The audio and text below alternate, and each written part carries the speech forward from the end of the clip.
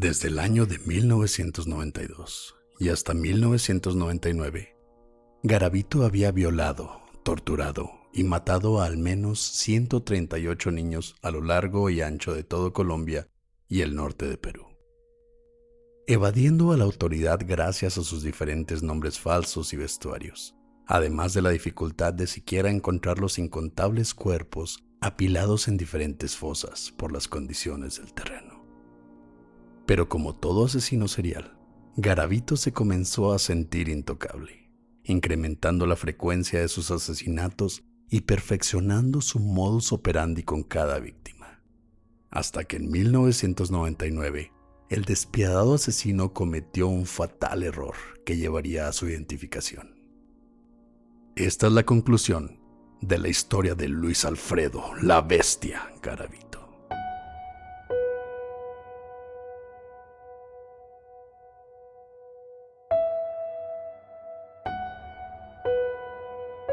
Estás escuchando Señales Podcast.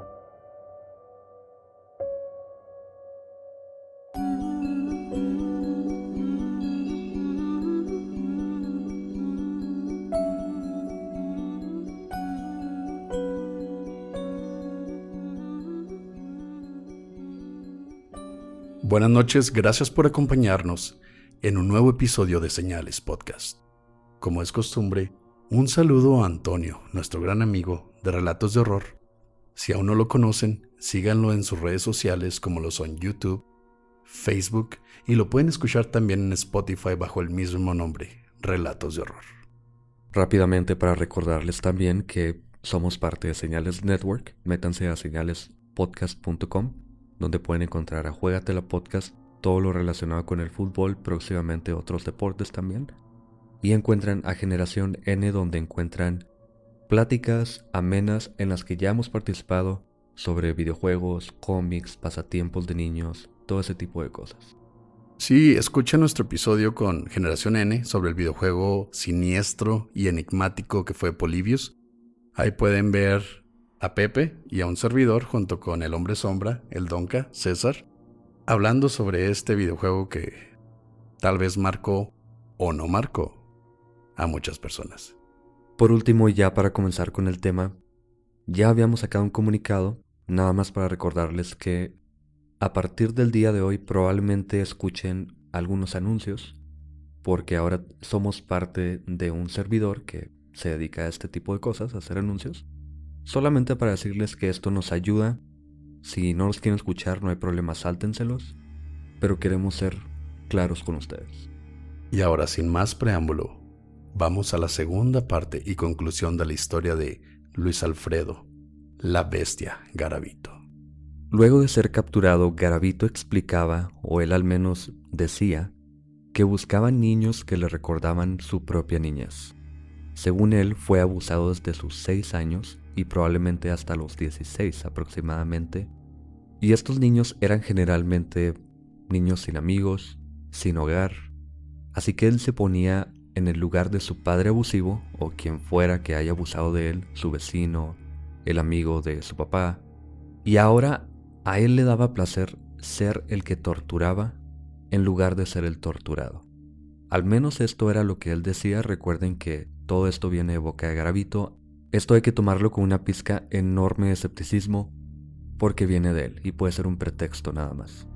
Según los expertos en el tema, la razón por la que este tipo de asesinos matan a tantas víctimas es muy simple. Tienen una fantasía que en su cabeza es perfecta, ellos saben exactamente qué quieren hacer, qué quieren sentir, quiere tener completo control de la situación, pero en realidad, sin embargo, se cometen errores. La víctima no coopera o no pone resistencia exactamente como quiere la persona que lo haga y jamás se logra satisfacer esa fantasía mental. Así que se vuelve a intentar una y otra vez. En Colombia no había este tipo de expertos en ese tiempo al menos. No había personas que hicieran un perfil psicológico, psiquiátrico de una persona de este tipo. Además, recuerden que ellos no sabían que era una sola persona. Había investigaciones por todos lados y en esto nos vamos a centrar en la investigación. Y Oscar les va a platicar del principal investigador en este caso. Uno de los principales detectives en el caso fue Aldemar Durán, al que apodaban La Sombra, quien se interesó en el caso desde los asesinatos en Génova entre 1997 y 1998. Aldemar investigó asesinatos de niños registrados desde 1991, buscando similitudes entre las posiciones de los cuerpos, rastros de cuerda o botellas de alcohol. Además de que las víctimas claramente eran niños sin hogar o en situaciones de pobreza extrema, generalmente trabajando por su cuenta. Así que los policías a su cargo comenzaron a encubrirse entre los vagabundos del área y portando micrófonos ocultos. Aunque su investigación no dio muchos frutos hasta el 7 de noviembre de 1998, en el área de Nacederos, a más de 160 kilómetros de Génova, donde se encontraron restos de 13 niños. Sus similitudes eran claras, de tez clara, de entre 8 y 14 años, atacados con un cuchillo o navaja y sin registros dentales, probablemente demasiado pobres como para poder tener servicio dental. Las únicas opciones eran entonces obtener ADN de los huesos o reconstruir sus caras, con la esperanza de que alguien pudiera reconocer a las víctimas. Es entonces que la policía contrató a Mario León Artunduaga, un experto en morfología humana y artista judicial, quien midió las características de un niño de la misma edad y, usando nuevas técnicas rusas, analizando los huesos para determinar el género, edad y etnicidad, recreó los rostros de los cuerpos de la fosa.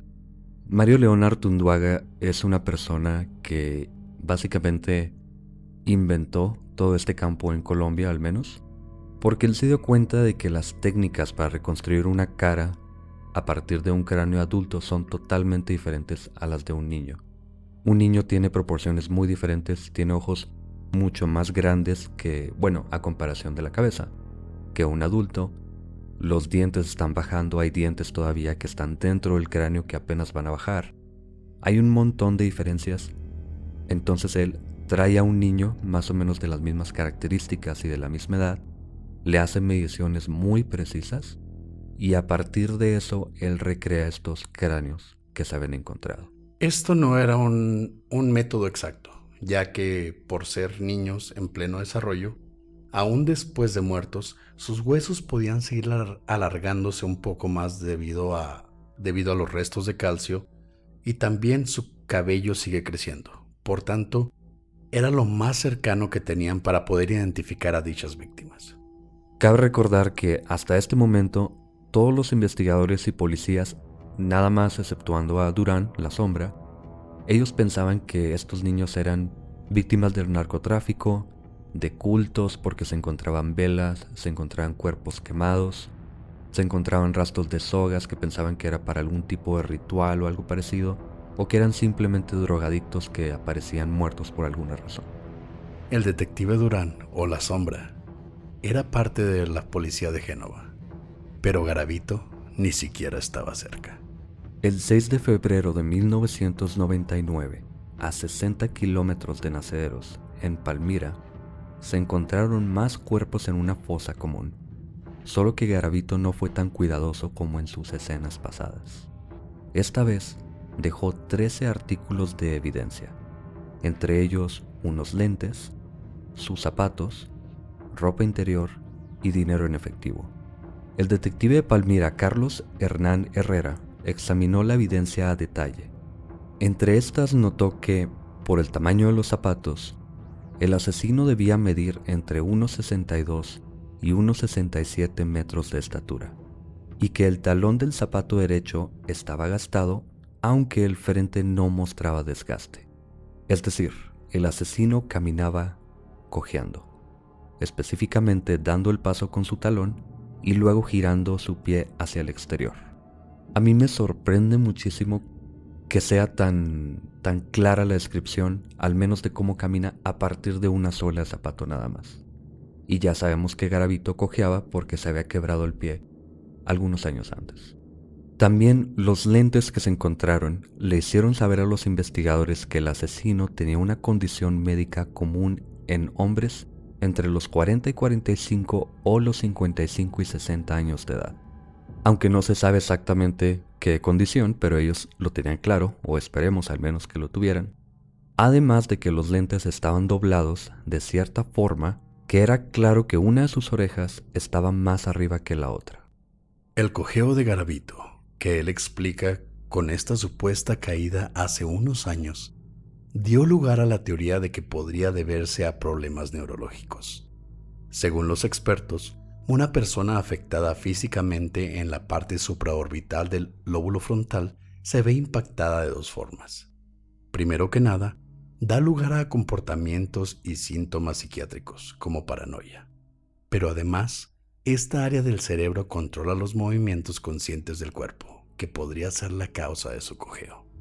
Esto me causa un poco de conflicto porque básicamente está legitimizando la existencia misma de una persona creepy, digamos, de una persona que se ve mal, que ves a alguien que no puede caminar bien, que no se mueve bien, y puede ser un problema simplemente físico en los nervios, en los huesos, cosas de este tipo, pero también aparentemente puede ser algo que está conectado totalmente con tu comportamiento como persona y que puede tener problemas muy fuertes de paranoia o cualquier otro tipo de problemas psiquiátricos. Sabemos de antemano que Garavito tuvo un problema donde se lastimó el pie. Bueno, él lo dice, no lo sabemos realmente. Pero él ya había empezado todo este tipo de problemas, ya había empezado los asesinatos, las violaciones, antes de su cojeo. Entonces, como tú dices, esto puede cegar a una persona, puedes hasta caer en la misma discriminación por ver a una persona cojeando y asumir inmediatamente que esa persona puede tener un problema en el lóbulo frontal y que puede ser un asesino en potencia. Que es muy común, no de forma tan explicada ni tan científica, pero es común, a lo mejor ya no a nuestra edad, pero yo sí me acuerdo ver a alguien caminando raro, alguien que se veía como que no tenía mucho control de su cuerpo, e inmediatamente da una sensación de miedo o de algo tiene raro esa persona, que se da mucho en los niños y parece que sí tiene algo de verdad.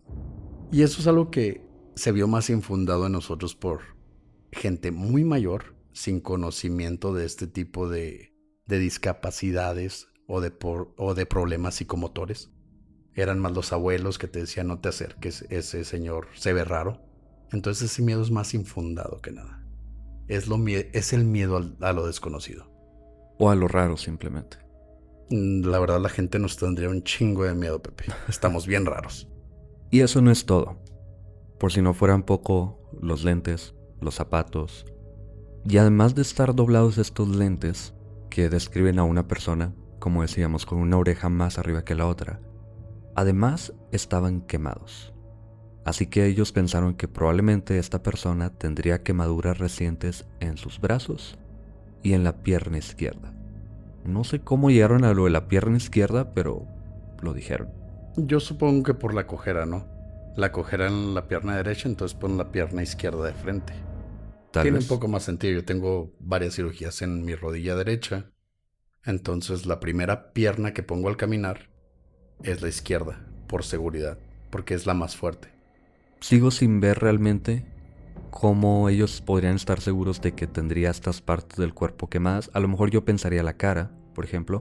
Además no sabemos cómo se quemó el cuerpo. Nosotros suponemos ahorita que hablábamos que sería en el intento de quemar uno de los cuerpos, porque sabemos que los quemaba con velas o con encendedores. Probablemente se salió de control esto que estaba haciendo con un cuerpo o con un niño en vida todavía. No sabemos realmente, pero por eso digo yo, si son los lentes, te creo los brazos, el pecho, el cuello, la cara, pero un pie o una pierna. Y saber con exactitud qué pierna era. Además, sí, eso está muy Pero extraño. pues también nosotros no somos estudiados forenses, No. no somos estudiados en criminología, entonces no sabemos qué métodos toman para basarse en ese tipo de evidencias. Así es. Y por último, por si no fuera poco, gracias a las botellas que encontraron en las escenas, sabían qué marca de alcohol tomaba regularmente. Porque a cierto punto, mientras viajaba de ciudad en ciudad, dejó de hacer su propio alcohol.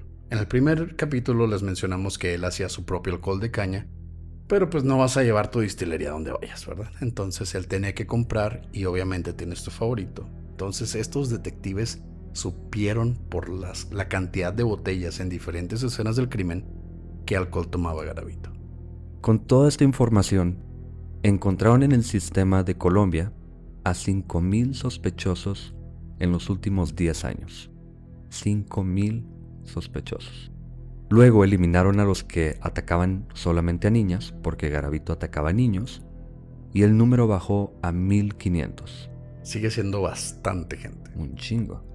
Tomaron en cuenta su condición ocular, y esto eliminó a hombres menores de 42 años, y ahora contaban nada más con 95 sospechosos. Algo un poco más viable, ¿no?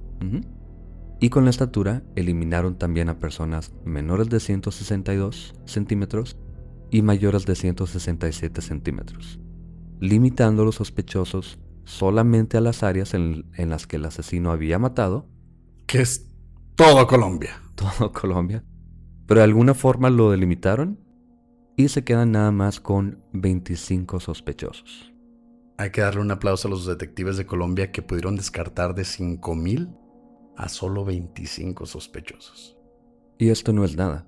El trabajo de investigación más impresionante que viene de Durán, lo vamos a platicar ahorita. Esto es simplemente, son cosas que se encontraron en una sola escena y que se buscaron en un sistema que ya te da la información, pero este detective va más allá y ahorita vemos. En 1999, el detective Aldemar viajó a Bogotá a buscar casos antiguos que pudieran estar conectados a Garavito, donde encontró el expediente de Ronald Delgado, el niño que había matado en 1996 cuando fue cuestionado y puesto en libertad por argumentar que lo estaban acusando por tener una discapacidad. El nombre, Luis Garavito, quien estaba en la lista de 25 sospechosos. Ahora las cosas estaban tomando su lugar. En el mismo expediente, Aldemar leyó que Garavito decía ser de Génova, aunque ahora vivía en Trujillo. Coincidentemente, los 3 asesinatos que iniciaron su investigación eran los de Génova, y sabía que en Trujillo también se habían encontrado cuerpos. De nuevo, como en todo Colombia. Exacto. El detective fue a Trujillo a entrevistar a la hermana de Garavito, Esther, quien les dijo que no sabía dónde estaba su hermano, ya que viajaba por todo el país constantemente. ¿Por qué sería? Pero admitió tener algunas de sus pertenencias. La bolsa de trofeos, que tenía fotos de las víctimas, recibos de autobús y un cuadernillo. Y aparte, un recibo de una transferencia que Garavito le hizo a una de sus parejas en Pereira, un bar Toro. Te digo, este detective va conectando las piezas. Conecta de la hermana, se va obviamente por estos trofeos y él ya sabe cómo son algunos de los niños. Así que, aunque no lo dice explícitamente, él ya sabe que es Garavito. Solamente está buscándolo, está persiguiéndolo. Y esta persona, Umbar, es uno de esos lazos que están en el aire nada más. Aldemar entrevistó a Umbar, quien tenía otra bolsa, con más recibos de autobús, recortes de periódicos de las víctimas, pedazos de tela, lubricantes y navajas que coincidían con las encontradas en las fosas.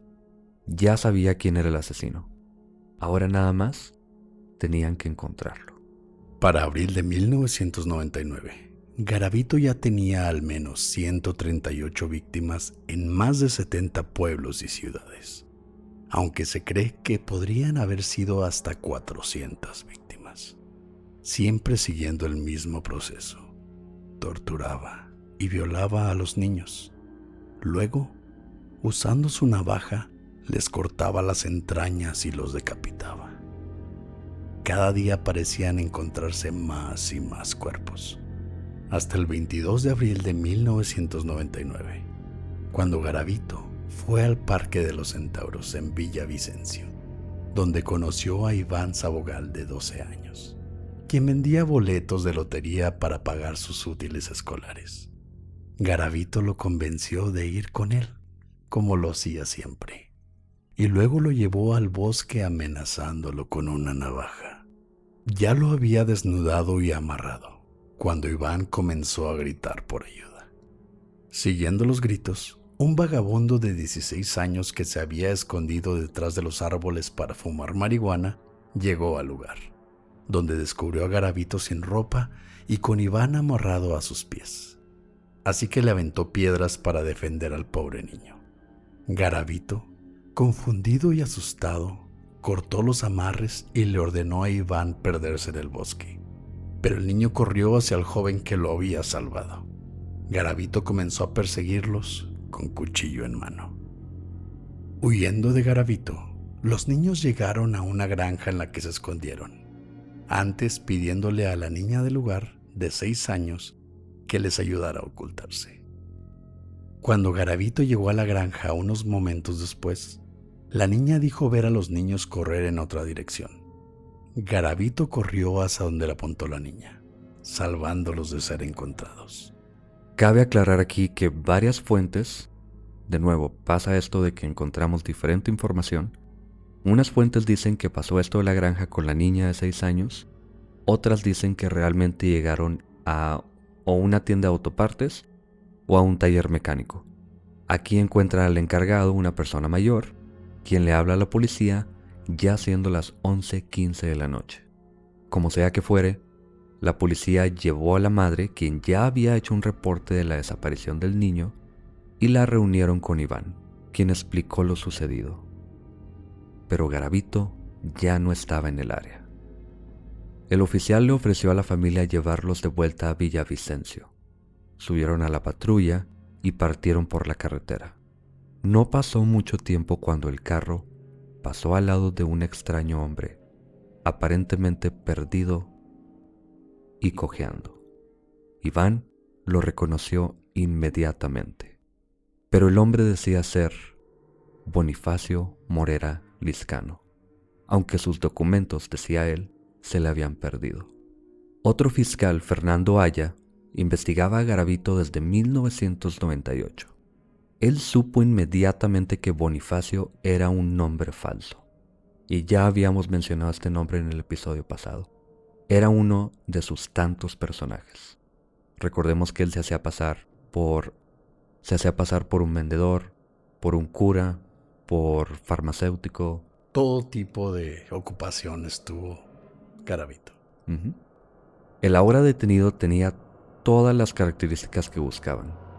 Tenía 42 años, medía aproximadamente lo mismo que ellos pensaban, usaba lentes, tenía quemaduras en el brazo y cojeaba.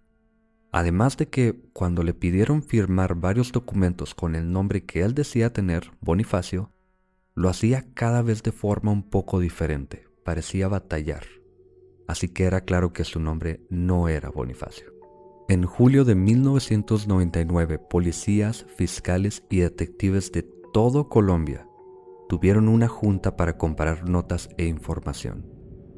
Fernando Aya le mostró una foto de Bonifacio al detective Aldemar Durán, quien confirmó que se trataba de Garavito, aunque no se le informó nunca a Garavito para intentar mantenerlo en calma, para evitar que construyera algún tipo de coartada o que saliera con alguna de sus tantas cosas. El 28 de octubre de 1999, Bonifacio apareció en corte, según él, por intento de violación contra Iván. Pero el juez, para sorpresa del sospechoso, lo llamó por su nombre real: Luis Alfredo Garavito de Cubillos. Él quedó anonadado. El juez le dijo a Garavito que en realidad era acusado de 118 asesinatos. Pero la policía necesitaba más pruebas. Lograron conseguir que Umbar cooperara inmediatamente. Umbar visitó a Garavito en prisión usando un micrófono escondido y le preguntó si tenía otra bolsa de trofeos. Garavito confesó que le había dado otra bolsa a la esposa de uno de sus compañeros en prisión. ¿Por qué? Pues supongo que en un intento de esconder desesperadamente lo que él ya sabía que iban a encontrar. Te fuiste por un lado totalmente diferente y eso me gusta porque no lo había considerado. Yo inmediatamente me fui por la idea de que él estaba tratando de presumir sus trofeos. Si él no los podía tener, alguien los podía tener, se iba a dar cuenta. Él ya estaba totalmente en el hoyo. Sí, ya él sabía que ya lo tenían. por más que los investigadores pensaran que no, y aparte ya el juez le dijo por su nombre, entonces yo creo que él quería más bien explayarse de alguna forma. Yo lo veo de una manera de que quién iba a sospechar de la esposa de uno de sus compañeros de prisión, siendo que el objetivo era Garavito. Bueno, tampoco es que la esposa de un prisionero sea la persona ejemplar, pero Pero al menos no es el objetivo de una investigación contra Garavito. pues sí. Los investigadores encontraron fotos de niños asesinados y una nota con marcas por cada uno de sus asesinatos. Pero quisieron encontrar más. Sabían que usaba lentes, pero no sabían si tenía la condición que ellos pensaban. Tenían que comparar las graduaciones de los lentes quemados que habían encontrado con los que usaba ahora. Pero sabían que Garavito intentaría falsificar sus resultados si se le ordenara hacer un examen. Así que condujeron exámenes de vista a todos los detenidos en la prisión. Es una movida inteligente, bastante. Como dices tú, es un trabajo impresionante el que hace la policía de Colombia. Mientras Garavito pasaba por su examen, los investigadores revisaron su celda en busca de cabellos como muestras de ADN, que resultó ser el mismo encontrado en los cuerpos de sus víctimas, así como en las botellas de alcohol. Por si fuera poco, los detectives usaron un programa holandés llamado LINC o LINC, que buscaba conexiones entre eventos, coincidencias y probabilidades. Este programa era capaz de procesar 5 millones de datos por segundo. Pusieron toda la información para encontrar conexiones, como los recibos de autobús y hoteles, y aparte los lugares donde encontraron los cuerpos. Garavito había estado en todos los lugares donde se encontraron víctimas. Aldemar Durán, la sombra, el superdetective del que hemos estado hablando, describió los crímenes de Garavito con detalle en la corte. Describió cómo se ganaba la confianza de los niños, elaboró precisamente cómo los torturaba, y esto causó que el cerebro de Garavito dejara de compartimentar sus crímenes. En la mente de Garavito, todos los crímenes, todas sus víctimas, todo su modus operandi, era simplemente una realidad alterna, y esto pasa en todos los asesinos, como tú ya lo has explicado con Nielsen, que intenta deshacerse de los discos para hacer como que no había pasado nada. Sí, cerrar ciclos. Más bien, desprenderse totalmente de lo que hace. Hacerse una idea en su cabeza de que no pasó. Ya me deshice de esto, ya se acabó. O no era yo. Esto se queda atrás. Gracias a todo este recuento de las víctimas de los crímenes, de la tortura, Garavito cayó en una crisis mental. Tomó 18 horas de cuestionamiento, pero finalmente, el 28 de octubre de 1999, Luis Alfredo Garavito de Cubillos confesó 140 de sus asesinatos, aunque argumentó que había sido poseído por un demonio durante todo ese tiempo. Pues él ya estaba buscando excusas para mostrarse incompetente, pero ya todos sabíamos que ya estaba en el hoyo. Y esto no viene así de la nada. Recuerden que él supuestamente era brujo, o al menos tenía un negocio de brujería. ¿Jugó a la ouija? Jugó a la ouija, escuchó un demonio supuestamente, así que tampoco viene de la nada. Garavito fue condenado a más de 1853 años en prisión. Y 9 días. 9 días, güey.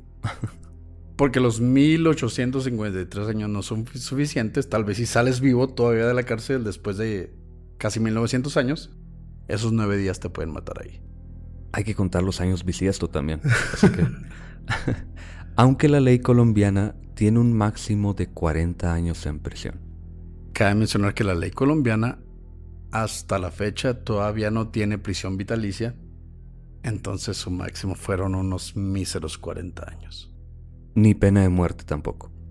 Peor aún, por cooperar con la localización de algunos de los cuerpos, además por estudiar mientras estaba en prisión, por buena conducta y por trabajar, su sentencia fue reducida a solo 22 años, con fecha tentativa para salir de prisión del 2019.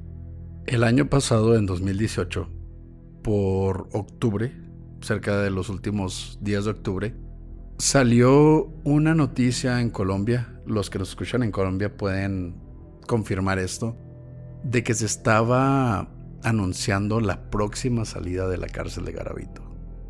Hubo mensajes masivos en WhatsApp, hubo noticias. Al principio todo empezó como un rumor, pero después se confirmó de que sí, de sus 40 años, este multihomicida, violador, la bestia, nada más por estudiar, por trabajar y por cooperar donde estaban la mayoría de sus víctimas, iba a recortar su condena a solo 22 años, saliendo en este año 2019 o a principios del 2020. En una entrevista en el 2006, Garavito intentó minimizar sus actos, diciendo que nunca violó a sus víctimas, aunque sí las mató, no sé cómo esto es algo bueno realmente, que se había rehabilitado por ahora ser miembro de la Iglesia Pentecostal Unida de Colombia, es decir, ya no estaba poseído por un demonio, según él, que se arrepentía de sus crímenes y que tenía la intención de comenzar una carrera política en el Congreso de Colombia para ayudar a las víctimas de violencia sexual. Soberana pendejada. Un total hipócrita. Pero Garavito aún tiene que ser procesado por diferentes jurisdicciones por los crímenes que no fueron parte de su sentencia. Así que es poco probable que sea liberado. Así como mencionamos, sí, es posible que haya cumplido su condena. De alguna manera muy poco justa pudo reducirla, pero al menos aún hay formas de mantenerlo tras las rejas.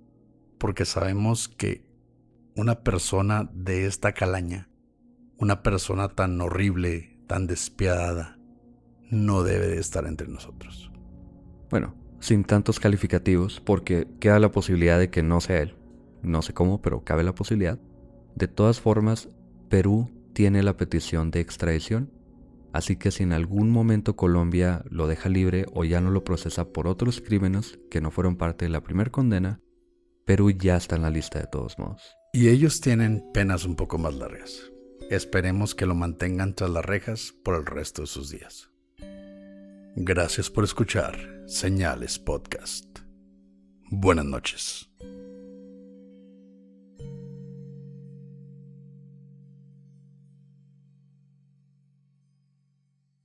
Gracias por escuchar este episodio, la última parte de Garavito, el maldito monstruo, la bestia de Colombia. Pero vamos a los saludos, vamos a relajarnos un poquito. Primero que nada a Daniel Vladinieres, que nos comentó en Facebook cuando sacamos el anuncio, cuando sacamos el comunicado de los anuncios. Y bueno, es un comentario bastante gracioso. La verdad, no nos pidió saludos, pero yo se los quería mandar porque fue muy bueno su comentario. Saludos a Rogelio Gómez, que me mandó un mensaje por WhatsApp. Él es parte del grupo de señalados en WhatsApp y cumplió años ayer lunes. Un abrazo y un saludo, Rogelio. Feliz cumpleaños, larga vida. Y él está empezando próximamente su carrera en Derecho. Felicidades, Rogelio, y suerte también. Hablando de cumpleañeros, en Instagram me mandó un mensaje Alejandro Castillo de Monterrey, que cumple años precisamente hoy martes. Felicidades, Alejandro. Felicidades, Alejandro. En Instagram también a Melissa Solís de Querétaro, con quien he estado platicando. Un saludo, Melissa. Al equipo de finanzas de Dormimundo, no me dijeron de qué ciudad, pero saludos. A Nicole Bulgin, también en Instagram. A María Revelo Salinas, que ella dice que nos escucha mientras hace maquetas en la madrugada. Imagínate lo retorcidas que han de estar esas maquetas escuchándonos. Sí, dice que le da bastante miedo. Qué bueno que te acompañemos. A César Camacho y su esposa Karen Lozano de Tijuana. Y también en Instagram a Alejandro Quijano y su esposa Mayra Gómez. También en YouTube, en los comentarios, tenemos a Ana Suelma Paza Quispe de Perú. A Sari. Nada más. Sari, así aparece. A Cecilia Cuevas y su novio Francisco Máquina de Fuego. Que está muy bueno el apodo, la verdad, no sé por qué. A Yadira Peñalosa y a su esposo Roberto Valle de Tijuana. No me puso su nombre, pero es MNZ, supongo que debe ser Muñoz, 1226 desde Holanda, güey. Nos escuchan en Holanda. Un saludo hasta allá. Saludos. a Luis Blanco y a Carmen, que nos escucha desde España. Y por último, en Facebook, a Lucas López de Cataratas del Iguazú, en Argentina. A Jacqueline Chávez de Costa Rica, que dice que ella es forense. Y trabaja en el turno de noche y nos escucha mientras hace sus cosas de forense. Qué chingón, estás así investigando muertes y todo ese pedo y estás escuchando cosas de muertes y así. Sí. A Marian Espino de Juárez, de Ciudad Juárez. Vecina, básicamente. Sí, dijo de Juaritos, Ujú. pero así le dicen los de Juárez. A Oswaldo Aguilar de Guadalajara. Y por último, a Enma Gaba de Ensenada. Y un saludo a todos los señalados que nos escuchan en todo el mundo. Tenemos seguidores en Australia, Israel, Inglaterra, España, ahora Holanda, gracias. Tenemos a gente que es de Chile, de Puerto Rico, pero que nos escucha en otros lados del mundo por sus trabajos. Un saludo a todos ustedes. Si ustedes quieren un saludo de Señales Podcast, nada más pónganlo en los comentarios de este episodio o de cualquiera de nuestros episodios que vengamos sacando. Y así será más fácil llevar un control de los que quieran un saludo. Casi no lo mencionamos, pero un saludo enorme a todas las personas que nos escuchan en Estados Unidos. Es uno de los países donde más nos escuchan y no sé por qué se nos ha pasado realmente. Gracias por escuchar Señales Podcast. Buenas noches.